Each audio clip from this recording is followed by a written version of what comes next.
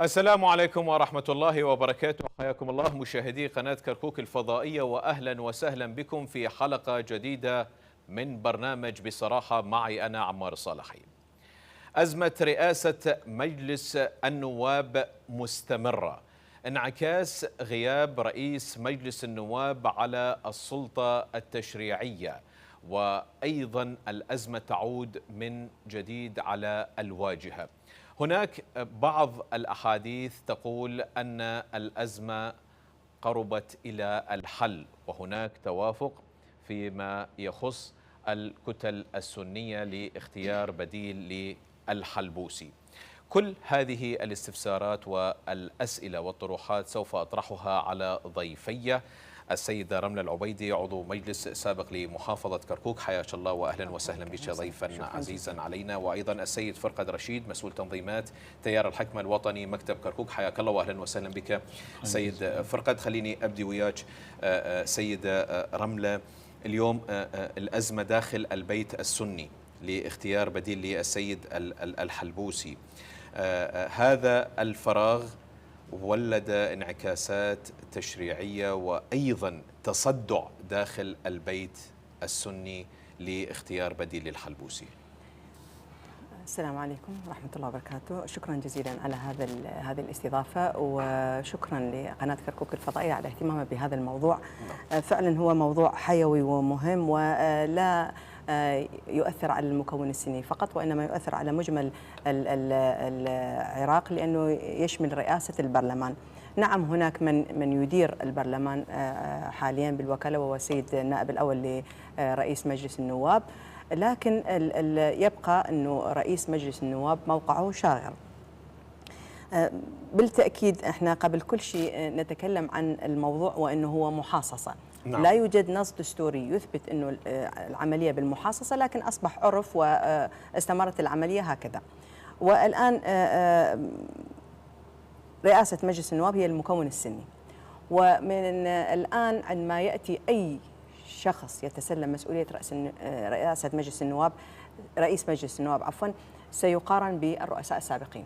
ونحن على من البداية سيد الحلبوسي وسيد أسامة النجيفي وسليم الجبوري ومحمود مشدني وهكذا، فكل من يأتي ستكون العملية أصعب بالنسبة له. نعم.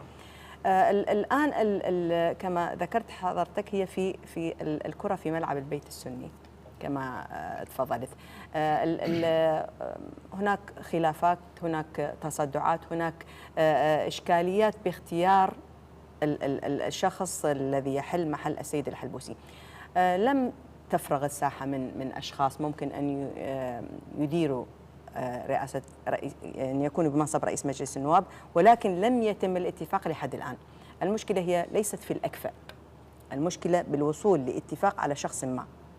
هذا الشخص هو بالتأكيد عضو مجلس النواب، لكن الصراع بين الأحزاب التي تمثل قيادات التي تمثل رئاسة أحزاب المكون السني. نعم، بين التقدم والسيادة. تقدم وسيادة. لم يحصل الاتفاق لحد الآن على اختيار شخص يتفق عليه الطرفان. بالتأكيد هو ممكن هناك ثوابت لمن يحل ويشغل رئيس مجلس النواب، هو أن يكون عضو في مجلس النواب، هذه النقطة الأولى، وأن يكون من المكون السني، ولكن بالتأكيد يجب أن ينال رضا المكونات الأخرى. نعم، قبول من المكونات الأخرى، إن لم لأنه سيطرح للتصويت. نعم. إذا اتفق عليه المكون السني ولم ينال رضا الكرد أو الشيعة لن. نعم، وهذا هو العرف السائد عندما يرشح الشيعة شخصيا لرئاسة الوزراء، يجب نعم. مقبولية يجب أو الكرد كذلك يكون عليه اتفاق. هذه الاتفاقات تحدث خلف الكواليس قبل أن يصلوا إلى الجلسة ويطرح الاسم، يتم الاتفاق على الاسم والتصويت عليه داخليا. نعم، وهذا ما نشاهده عندما تكون هناك فقرة لاختيار رئيس البرلمان. يعني كان هناك مسبقا اتفاق، جلسات واتفاقات. أول شيء بين المكون السني البيت السني، ويتفقون على شخصية وتطرح هذه الشخصية للأخوة الكرد والأخوة والأعضاء مجلس النواب من الشيعة، يتفق عليها ومن ثم تطرح لمجلس النواب. لا يمكن أن تمرر بدون اتفاق. نعم، خلينا ننتقل للسيد فرقد. داخل البيت الشيعي أو الإطار التنسيقي نشهد اليوم هناك تدخل في اختيار رئاسة البرلمان، فهناك بعض الأطراف داخل الإطار التنسيقي مع شخصية معينة ضد شخصية أخرى، ولم تترك الكرة داخل البيت السني. هل بسبب المدة الطويلة الخالية لرئاسة البرلمان لتشكيل الضغط، أم أن الكتل الشيعية والإطار التنسيقي تميل لطرف دون الآخر؟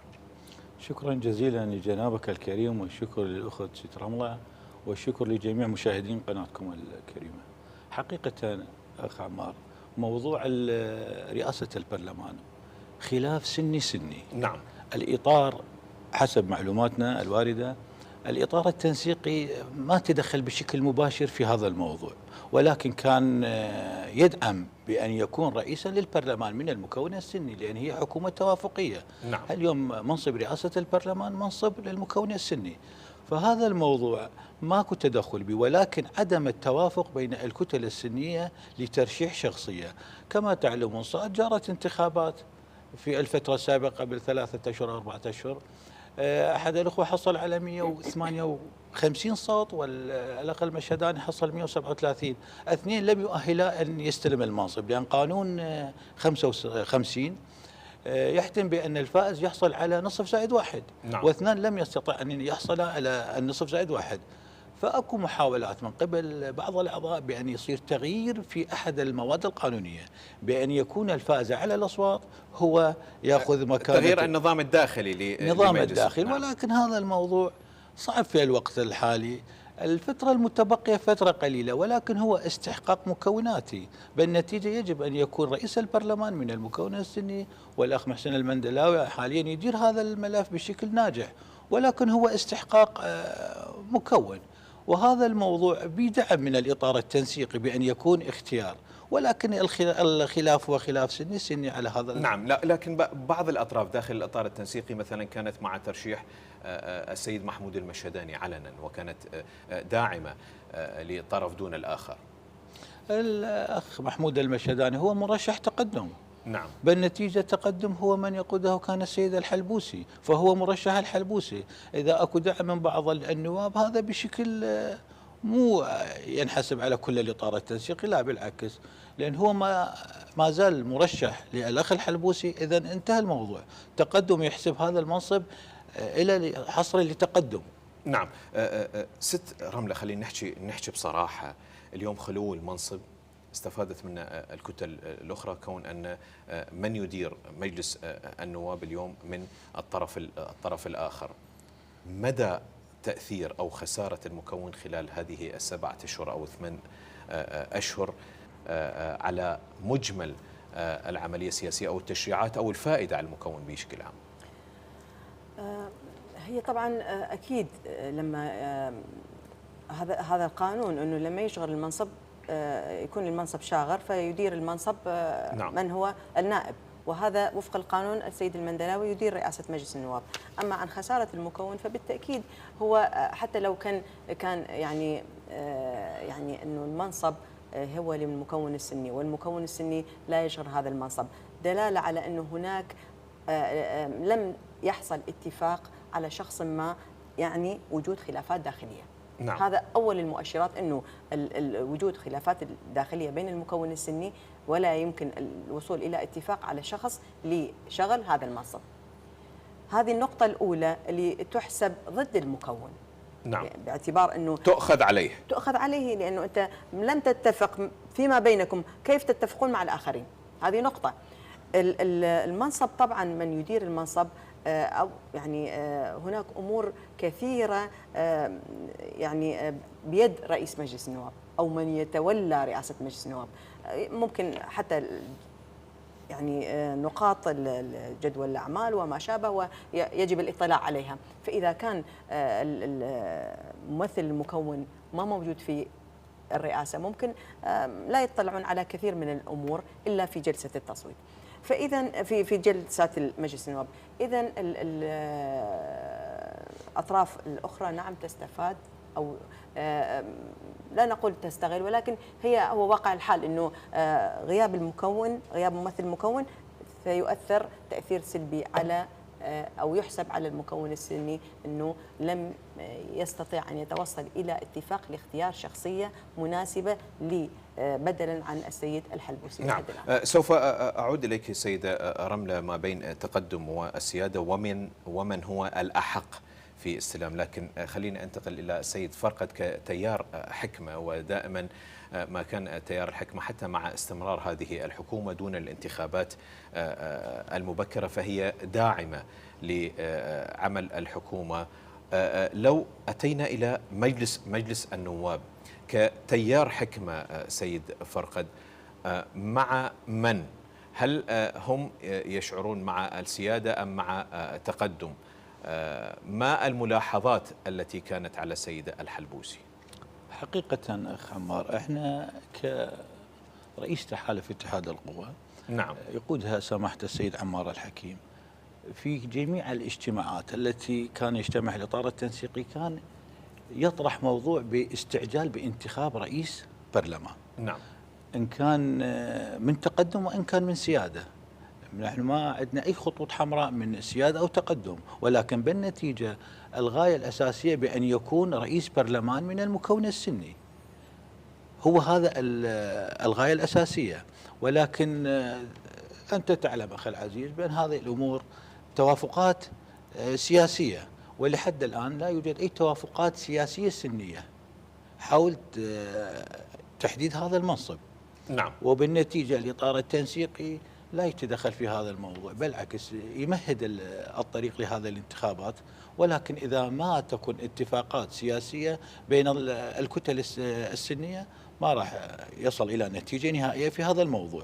نعم. داخل الإطار التنسيقي أيضا سيد فرقد نرى أن هناك بعض الاتجاهات المعاكسة مع أطراف أخرى، فهناك أيضا انشقاق مع قسم مع السيادة، قسم مع التقدم فيما يخص منصب رئاسة مجلس النواب، وأيضا هناك أطراف أو كتل مع بقاء السيد محسن المندلاوي لرئاسة المجلس. أخي العزيز، الإطار التنسيقي يجمع عدة أحزاب، نعم، ما مشكلة من حزب واحد، فبالنتيجة كل حزب يبحث عن مصالحه الشخصية أو مصالح حزبه. نعم. فهذا الموضوع ما تجتمع بقرار واحد في دعم شخص لاستلام هذا المنصب. أكيد هناك اتفاقات سياسية بين الأحزاب، ولكن الإطار التنسيقي لا يتدخل في هذا الموضوع بشكل مباشر، بالعكس ترك المجال للأخوة، ولكن الأخوة لم يتفقوا، يعني قلتها سابقا هذا الموضوع. الإطار داعم الجميع من خلال الانتخابات داخل قبة البرلمان، ولكن قلة الاتفاق أو عدم وجود الاتفاق هذا أدى إلى تأجيل هذا العملية، وهذا التأجيل مو من صالح المكون السني. نعم، لأن التأخير اللي ابتدى، يعني مقبلين على انتخابات قادمة، لم يبقى إلا الوقت القليل، أقل من سنة حسب معلوماتي، فهذا راح يأثر سلبا في قراراتهم، في تجمعهم، في اتخاذ الشخص المناسب لهذه المكانة. نعم. سوف أعود إليك فيما يخص تيار الحكمة بالتحديد، أنه كان داعم لتكملة دورة السيد السوداني دون الذهاب إلى الانتخابات المبكرة، لكن خليني أعود مع السيدة رملة. من الأحق، تقدم أم السيادة؟ هذا لا يمكن أن يكون يعني اللي يحدد من الأحق هم أعضاء مجلس النواب، هم عدد كل حزب في مجلس النواب. والمشكلة هي ليست من الأحق. أعتقد أنه مجلس النواب ليس المنصب الوحيد اللي ممكن يكون الصراع عليه، هناك مناصب عديدة.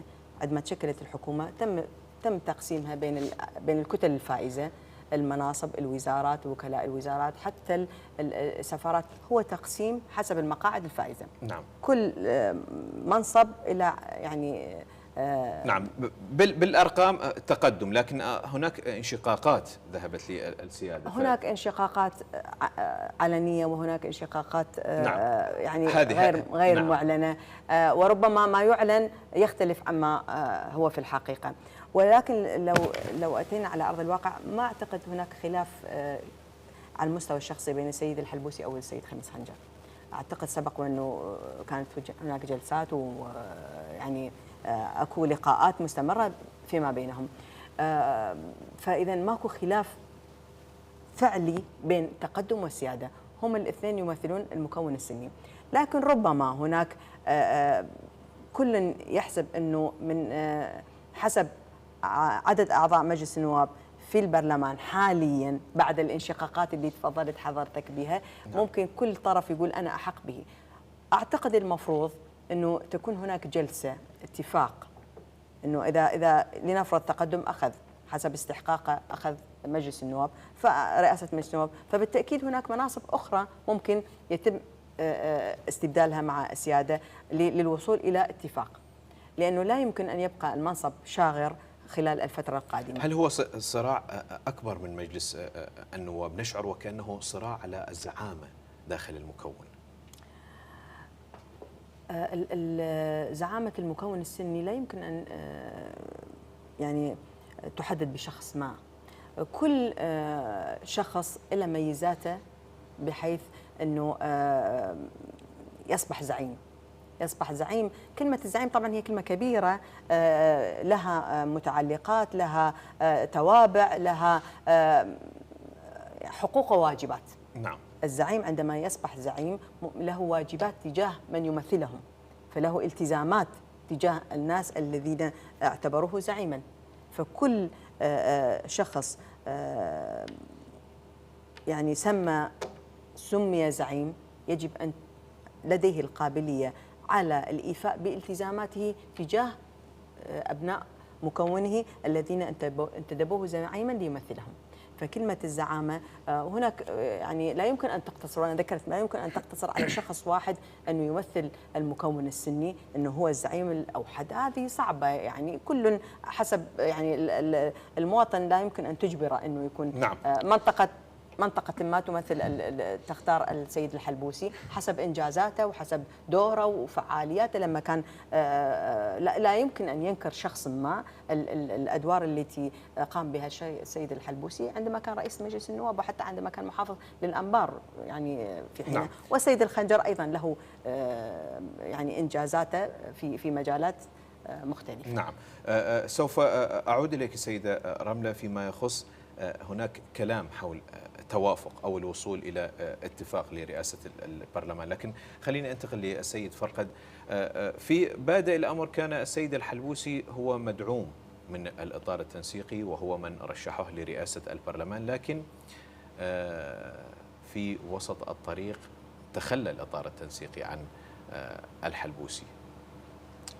حقيقة أستاذ عمار، يعني أختلف، يعني هسه أرجع على جواب. نعم. سؤالك. أنا أختلف مع ست رملة في عدم وجود خلافات. هو السبب الحقيقي عدم انتخاب رئاسة البرلمان الخلافات الشخصية بين السيد الحلبوسي والشيخ خميس خنجر. نعم. يعني هذا الخلاف أدى إلى هذا الموضوع، عدم بينما دعم السيد الحلبوسي في بادئ الأمر كان الوضع مرتبك، يعني أرادوا بأن يتم تشكيل الحكومة العراقية رغم وجود اكو سلبيات أو ماكو سلبيات، ولكن الغاية الأساسية بأن تمشية الوضع السياسي. ومن بعد هذه التطورات صارت أو خلافات صارت أو شكوى صارت من داخل أعضاء التقدم، والمحكمة الاتحادية أقرت بإبعاد السيد الحلبوسي عن هذا المنصب. الإطار لم يتدخل في هذا الموضوع في إبعاد السيد الحلبوسي، بالعكس كان المحكمة الاتحادية قرارها واضح في إبعاد الحلبوسي عن منصبه. هذا الموضوع بالعكس الإطار لم لكن في بدء الأمر كما نعلم أن الحلبوسي كان مدعوم من قبلهم، ولكن هل هناك بعض القرارات أو بعض الأمور التي كانت من قبل السيد الحلبوسي بالتالي اليوم أصبحوا يطرحون بديل آخر؟ حتى في بادئ الأمر لم يكن السيد محمود المشهداني هو مرشح السيد الحلبوسي، ولكن وضعوه أمام الأمر الواقع لكي يقبل بالسيد محمود المشهداني كمرشح، ونعلم جيدا أن السيد محمود المشهداني قربه من السيد المالكي.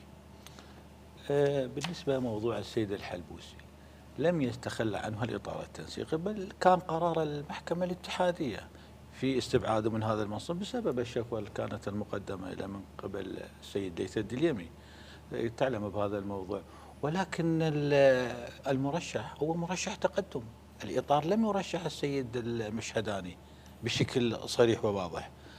مدعوم من قبل بعض الكتل، نعم مدعوم من بعض الكتل السياسية المنضوية تحت الإطار التنسيقي، ولكن من جميع الإطار التنسيقي كلا. لو كان مدعوم بشكل قوي لكان حصل على أصوات الأغلبية، والدليل في قبة البرلمان لم يحصل إلا على 137 صوت، لأن الإطار التنسيقي تدري أنت أخي العزيز يمتلك ما يقارب 200 صوت أو أقل شوية. ما يعني عذرا على الرقم ما اقدر احدد. نعم. ولكن لو كان مدعوم من الاطار زائدا التقدم كان عبر ال 200 صوت في قبه البرلمان، ولكن لو كان مدعوم من الاطار ما كان حصل على 137 صوت في الانتخابات الاخيره. نعم. ست رملة، لا يوجد خلاف أو الخلاف كان موجود وانتهى. السيد رعد الدهلقي في تصريح بأن ممكن الأسبوع المقبل أن نشهد التوافق أو الوصول إلى اسم محدد لشغل المنصب.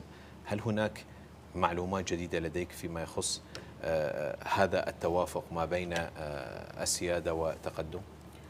صراحة الموضوع هو يمكن متغيرات آنية تحديدا. نعم. فاللي تفضل به سيد رعد الدهلقي بالتأكيد هو يجب التوصل إلى اتفاق، وأنا ذكرت هو مجلس النواب منصب للمكون السني، إذا كان لسيادة أو لتقدم ممكن إذا تقدم استحقاقه رئيس مجلس النواب، ممكن هناك مناصب أخرى ممكن يتفاوضون مع السيادة ويتم حل الموضوع. بالنتيجة يجب التوصل إلى اتفاق يخدم المكون واختيار رئيس مجلس النواب، لأنه مثل ما تفضلت غياب المكون عن منصبه اللي هو استحقاقه حسب المحاصصة بالتأكيد الطرف الآخر يستفاد من عنده. نعم. هذه قاعدة يعني طيب فيما يخص الانتخابات المبكرة، وأيضا ظهرت على الساحة هناك انتخابات مبكرة، كون أن حكومة السوداني ألزمت نفسها في ضمن منهاجها الحكومي بأنها سوف تعمل على انتخابات مبكرة. هل الانتخابات المبكرة يذهب معها تقدم باعتباره يعني نوعا ما غاب زعيمه عن رئاسة مجلس النواب، فبالتالي هو يكون أقرب إلى الانتخابات المبكرة ليعيد هو زعامة نعم. السيد الحلبوسي غاب عن رئاسة مجلس النواب، لكن دوره موجود بالساحة، ما يعني انتهى دوره. نعم. موجود، بالعكس يقود تقدم وحضوره إلى يعني وجوده بالساحة. فإن كان مصلحة العراق في إجراء انتخابات مبكرة فالتقدم سيكون مع هذه الانتخابات إن كانت وإن استمرار بحكومة السيد السوداني والأدوار اللي يقوم بها وخدمته للشعب العراقي بصورة عامة، فبقاء بمصلحة الشعب العراقي فهو مع هذا البقاء. نعم. سيد فرقد، كتيار حكمة كنتم مع استمرار السيد السوداني دون الانتخابات المبكرة، فقط السيد نور المالكي كان مع إجراء الانتخابات المبكرة. ما هي مبررات تحالف قوى الدولة لتكملة السيد السوداني دون إجراء انتخابات مبكرة، مع العلم أن السيد السوداني وضع الانتخابات المبكرة في جدول أعمال المنهج الحكومي؟ الانتخابات المبكرة انتهى شأنها، لأن انتهت الفترة، سوف تنتهي الفترة الدورة النيابية. الانتخابات القادمة سوف تكون مو مبكرة، سوف تكون استحقاقية، يعني نعم. في مقبل 25 تنتهي 4 سنوات الدورة الثالثة والرابعة. فالسوداني حقيقة أثبت نجاح على الساحة السياسية والاقتصادية، يعني من نجاح إلى نجاح، إنجازاته واضحة. فكتيار حكمة داعمين للسوداني بشكل مباشر وقوي، رغم أننا لم نشارك كتيار حكمة في الحكومة، ولكن دعمنا واضح ومباشر للسيد السوداني، لأن رجل أثبت نجاح على الساحة السياسية والاقتصادية والدولية والإقليمية، وما زال مدعمين للسيد السوداني. نعم. كتيار حكمة، هل من الممكن أن يكون له موقف آخر من المشاركة في الانتخابات المقبلة؟ لا ما اعتقد انتخاب راح يكون لنا مشاركه حال اي كل الاحزاب. بالعكس انتخابات يعني نعمل على ان تكون دائما انتخابات نزيهه وواضحه على الساحه نعم. السياسيه. حالنا حال بقيه الاحزاب ما عندنا اي خطوط حمراء للانتخابات القادمه، بس فيما يخص أعمال الانتخابات المفوضية. المبكره انتهى. نعم. موضوع الانتخابات المبكره لم يبقى وضع انتخابات مبكره. نعم. هذا الموضوع انتهى لان الفتره القانونيه الزمنيه انتهت. سوف يكون استحقاق انتخابات نيابيه. نعم، فلا داعي لها رغم الفترة الزمنية القادمة. سيدة رملة، ممكن أن تشهد رئاسة مجلس النواب الأسبوع القادم فعلا عقد جلسة وعلى جدوله، ونشهد مرشح سني واحد لرئاسة مجلس النواب؟ هو الأسبوع القادم يحمل مفاجآت كثيرة، لا زال هناك مجال كبير للوصول إلى اتفاق، وممكن الاتفاق يحدث بين ليلة وضحاها كما يقال، ويتفقون على الاسم المطروح ويذهبون للتصويت. وكما ذكرت الاسم المطروح أو الذي سيتم الاتفاق عليه في ما بين المكون السني يجب أن يحظى بقبول من قبل المكون الشيعي والكرد. ممكن أن نشهد اسم آخر غير السيد المشهداني والعيساوي؟ ممكن، ولكن الأغلب الظن هو هذين الشخصين ممكن يتم الاتفاق على أحدهما ويطرح في يعني سوف نذهب إلى جولة أخرى ما بين السيد المشهداني والعيساوي دون طرح اسم آخر يحددها الأسبوع، الجلسات التي ستحدث في هذا الأسبوع. نعم إن شاء الله.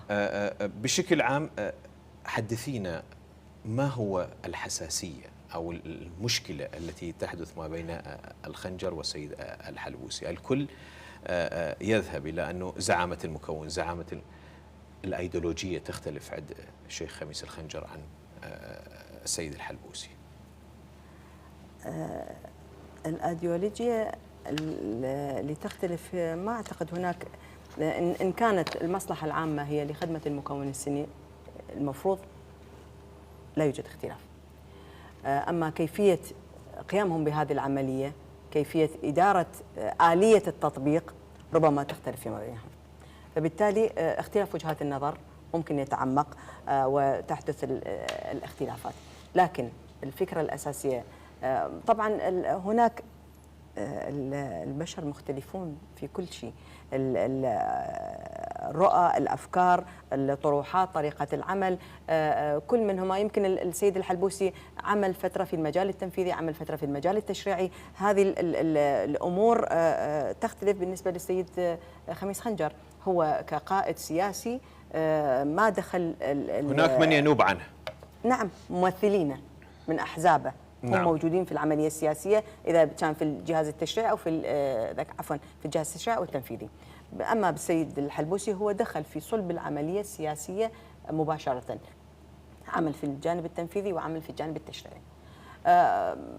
ربما هذه الأمور هي اللي سببت اختلاف في آلية القيام بالعمل فيما بين سببت الاختلاف بين السيد الخنجر أو السيد الحلبوسي. نعم. هذا ما ظهر على يعني أما إن كانت أمور هناك أمور مخفية نعم. سيد فرقد، خلينا نحكي بصراحة، منصب مهم مثل رئاسة مجلس النواب دون تدخلات خارجية صعبة، خاصة نرى أن هناك بعض الأطراف لها ممكن تواصل مع جهات خارج الحدود. مدى التأثيرات الإقليمية على المكون أو حتى على اختيار منصب رئاسة مجلس النواب؟ أخي العزيز، كما تعلم عندما أجرت الانتخابات في بداية الدورة كان تدخل إقليمي واضح. نعم. في حسم هذا الموضوع وحسم الخلافات اللي كانت موجودة بين الكتل. لولا التدخل الإقليمي لما كان اتفقوا على شخص الحلبوسي. واليوم أرى لا يوجد أي تدخل في الوقت الحالي، لا يوجد تدخل في هذا الموضوع لأن اختيار رئاسة البرلمان. تدخل إقليمي ما موجود في الوقت الحالي، ولكن الموضوع يعني مقصود في تأخير هذا الاختيار. كيف يكون مقصود؟ من قبل من يكون مقصود ومن الجهة المستفيدة؟ اليوم المنصب بيد البيت الشيعي، إذن هو المستفيد. السيد محسن المندلاوي كما تعلم أخي العزيز هو نائب رئيس البرلمان، فعندما يخلو هذا المنصب أكيد يستلم هذا المنصب، ولكن بالنيابة وليس هو رئيسا. هو حاليا رئيس البرلمان بالنيابة، ولكن كما ذكرنا بأن الخلافات متى ما تنتهي الخلافات الشخصية سوف يتم اختيار رئيسا للبرلمان العراقي وبكل سهولة. كشخصية للحلبوسي وشخصية للخميس الخنجر، الشيخ خميس الخنجر، بصراحة مع من أو كيف يكون الأقرب داخل الإطار التنسيقي مع هذين الزعامتين؟ الإطار التنسيقي أخي العزيز كما ذكرت لك مكونة من عدة أحزاب وكتل سياسية. كتيار حكمة، كتيار الحكمة نحن داعمين كل الأطراف بشكل شخصي، ما عندنا دعم لأي كتلة سياسية محصورة. يعني اليوم واضح بشكل دقيق السيادة وتقدم. نعم، نحن عن نفس الخط من الطرفين، ما عندنا دعم لتقدم أو سيادة، لا بالعكس، قبة البرلمان، أكو انتخابات، صندوق اقتراع، وهذا الحل الأمثل. أنا أرى من وجهة نظري لو نبتعد قليلا عن اليوم هم مرشحين اثنين، واحد عن تقدم واحد عن السيادة، لو نستخدم الانتخابات الصحيحة بعيدا عن التوافقات ننهي هذا الجدل، وبالنتيجة هو للمكون السني إذا كان للسيادة وإذا كان للتقدم. صندوق الاقتراع ينهي كل هذا الصراعات. هل في وجهة نظرك استطاع السيد محسن المندلاوي أن يسد هذا الفراغ؟ هو نجح كعمل، نعم، نجح في إدارة الاجتماعات وتشريع بعض القوانين، ولكن بالنتيجة استحقاق للمكون السني. يبقى المكون السني يبحث عن هذا المنصب حتى إذا كان الرجل ناجح. الرجل محسن المندلاوي الكتلة مالته واضحة بين انتماءات، ولكن هذا المنصب تابع للمن؟ تابع للكتلة السنية أو المكون السني، وبالنتيجة يجب أن يكون للمكون السني. كما ذكرت لك سابقا، سماحة السيد عمار ذكر في عدة اجتماعات باستعجال اختيار أو حسم هذا الملف، لأن هذا المكونات الرئاسية ثلاثة مقسمة، نعم، حسب المكونات. فبعيدا عن الجدال أو بعيدا عن الصراعات، بعيدا عن المنافسات المزايدات، حسم هذا الموضوع أكد عليه سماحة السيد عدة مرات في هذا الخصوص. ولكن كما تعلم أخي العزيز، موضوع لا يتعلق بتيار الحكمة بشكل شخصي. تيار الحكمة عنده نواب في مجلس النواب، حال الأحزاب يصوت يجده أفضل لخدمة البرلمان أو السلطة التشريعية. نعم. سيدة رملة، بصراحة لا يوجد تدخل خارجي أو لا يوجد ضغط إقليمي فيما يخص منصب رئاسة البرلمان؟ هو أنا ثبتت هذه الملاحظة وأريد أجاوب الأستاذ. لا يمكن أن يقول أنه لا يوجد تأثير إقليمي في هذه المرحلة لاختيار رئيس مجلس النواب. هذه نقطة. النقطة الثانية أن الأستاذ ذكر أنه ترك الموضوع لصناديق الاقتراع في مجلس النواب. نعم، يعني ترك كل عضو مجلس النواب يختار بشخصه من يريد أن يمثله لرئاسة كرئيس مجلس النواب. ولكن لنكن صريحين، كل عضو مجلس النواب هو يخضع لكتلة، وبالتالي يجب أن يعني ينتظر أو يستمع أو يتناقش، يتفاوض مع كتلته لاختيار الشخص. هذه موجودة. فما ممكن أنه وأنا ذكرت أنه بعد أن يتم الاتفاق، وهذه في كل حتى رئيس مجلس بالنسبة للمناصب السيادية حتى مشاريع القوانين كلها يجب أن تكون هناك اتفاق. المكون السني يتفق، والمكون الشيعي يتفق، والمكون الكردي والأكراد، ويتفقون فيما بينهم قبل طرح أي موضوع لجلسة مجلس النواب. أنت تدخل لجلسة مجلس النواب، هذا كان يعني حتى في مجالس المحافظات، عندما تدخل للجلسة يجب أن يكون هناك عندك استعداد مسبق، اتفاقات مسبقة، اتفاقات أولية، حتى من تطرح مشروعك، مشروع قانونك، مشروع أي موضوع، يجب أن ينال الاتفاق وينال الأغلبية وتخرج بتصويت. نعم. سيدة رملة، بصراحة لماذا تخلى الإطار التنسيقي عن السيد الحلبوسي؟ والله هو ذكر الأستاذ اللي أستاذ فرقد أنه حسب قرار المحكمة الاتحادية. ربما يعني هناك أمور أخرى نجهلها، ولكن هو بالتأكيد السيد الحلبوسي عندما يعني صوت له كرئيس مجلس النواب نال رضا كل المكونات الموجودة المتمثلة في أعضاء مجلس النواب. أما الخلافات اللي حدثت بين أعضاء تقدم، كان هناك تخوف من قبل الإطار التنسيقي من السيد الحلبوسي ليكون زعامة جديدة؟ هو زعامة ستكون زعامة سنية، وقد يكون نعم سنية. يريدون زعامة سنية على غير شاكلة، لا يكون مؤثر. لا، هو اسم الزعيم. نعم، أنا ذكرت قبل فترة إذا كان يعني احنا الآن نتحدث عن السيد الحلبوسي والسيد الخنجر. الزعيم، كلمة الزعامة فيها شروط ومواصفات، نعم. فيها بنود يجب أن يمثلها هذا، فيها كاريزما، فيها شخصية، فيها التزامات، فيها بعض الأمور التي يجب أن يكون على قدر مسؤوليتها. فالزعامة عندما يصبح الشخص زعيم ليس بتشكيلة تناسب شخص ما، يجب أن يكون يلتزم بأنه لديه ثوابت، لديه التزامات، لديه مسؤولية، وأن يكون على قدر المسؤولية. فبالتالي لا يمكن أن يصبح زعيم حسب يعني بطريقة يرسمها طرف آخر. نعم، هذا فيما يخص ممكن الكتل السياسية، لكن التدخل الإقليمي أو الضغط الإقليمي يميل لمن؟ للشيخ خميس الخنجر أم للحلبوسي؟ هل البعض يقول بأن ورقة الحلبوسي انتهت؟ والله أعتقد وجوده بالساحة السياسية والأدوار اللي يلعبها في المرحلة الحالية وحركته السياسية لا يمكن أن تثبت أنه ورقة انتهت. هو سياسي، عمل بالجهاز التنفيذي وبالجهاز التشريعي، ومثل رئاسة مجلس النواب، وله دور إقليمي ودور يعني عندما شغل رئاسة مجلس النواب كان له دور بارز لا يمكن أن ينكر. فبالتالي الشخص عندما يبتعد عن المنصب هل أنه تنتهي ورقته السياسية؟ لا، هذا الكلام ما أعتقد يعني صحيح 100%. نعم. لكن ربما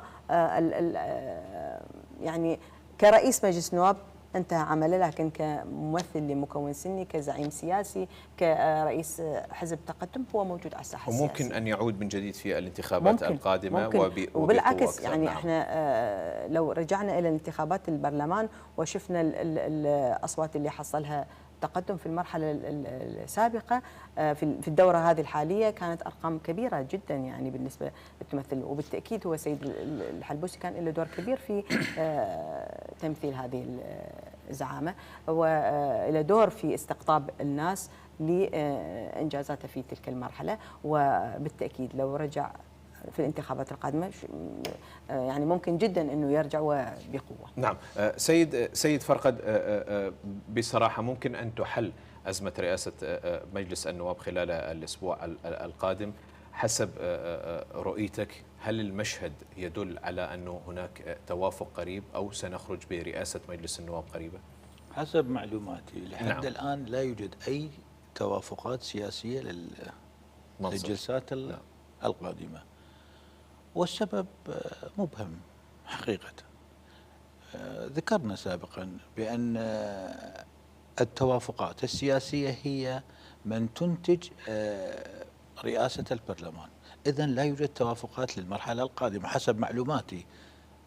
فإذا صارت اتفاقات في هذه الأيام القادمة هذا بحث ثاني، ولكن لحد الآن لا يوجد أي اتفاق، ولا يجوز طرح اسم جديد حسب القوانين. حسب نعم. معلوماتي طرح اسم جديد لا يجوز للمرحلة القادمة، يبقى الترشيح للسيد سالم العيساوي نعم. في ثواني أخيرة، حسب وجهة نظرك من الأقرب، المشهداني أم العيساوي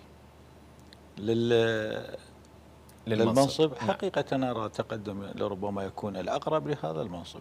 نعم، رغم تفوق العيساوي في الجولات. رغم هذا أكو دعم لهذا الموضوع، لربما سوف يكون اتفاق على شخصية المشهداني للأيام القادمة والفترة القليلة المتبقية للدورة نعم. الانتخابية. وترى أن المشهداني هو الشخص الملائم للفترة القادمة؟ عذرا أستاذ، أنا أرى السيد المشهداني جرب حظه في رئاسة البرلمان. نعم. قاد الدورة ل4 سنوات، والدورة الثانية لم يستطع أن يدير الدورة أكثر من سنة أو سنة ونص. نعم. فتم قدم استقالة، وأتعجب من ترشيحه مرة ثانية. نعم. لماذا؟ هو أخفق في الدورة الثانية من مجلس النواب، استمر سنة وقدم استقالة. لماذا في الفترة تم ترشيحه للمرة الثالثة؟ ممكن لكي لا يخسر تقدم منصب رئاسة البرلمان، وكون المشهداني مدعوم من قبل الإطار التنسيقي. عندهم قادة كثيرين. نعم، لكن هذا القائد ممكن مدعوم من الإطار التنسيقي، فبالتالي يضمن أصوات الإطار التنسيقي. هو لو كان الدعم للكتلة وليس للشخص. نعم. إذن طالما هو محسوب إلى كتلة سياسية، إذن الدعم يكون للكتلة وليس للشخص. نعم. لو كان الدعم للشخص، إذن الكتلة ما راح يمثل هاي الكتلة بشكل صحيح. نعم، إذن لا توافق قريب حسب وجهة نظر. معلومات. نعم. لا يوجد سيدة رملة، لا توافق قريب، أو ممكن أن نشهد الأسبوع القادم أو اللي بعده، أم الأمور سوف الاجتماعات بهذه الأيام ممكن توضح الصورة أكثر، وربما هناك مفاجآت قادمة في المستقبل. نعم، وهذا ما نتمناه. السيدة رملة العبيدي، عضو مجلس سابق لمحافظة كركوك، أشكرك جزيل الشكر لانضمامك إلينا في برنامج بصراحة عبر شاشة قناة كركوك الفضائية. أيضا الشكر موصول للسيد فرقد رشيد، مسؤول تنظيمات تيار الحكمة الوطني مكتب كركوك، حياك الله وأشكرك جزيل الشكر لانضمامك إلينا. أيضا مشاهدينا الكرام، الشكر موصول إليكم، مستمرون معكم في برنامج بصراحة. تحياتي وتحيات فريق العمل، السلام عليكم ورحمة الله وبركاته، إلى اللقاء.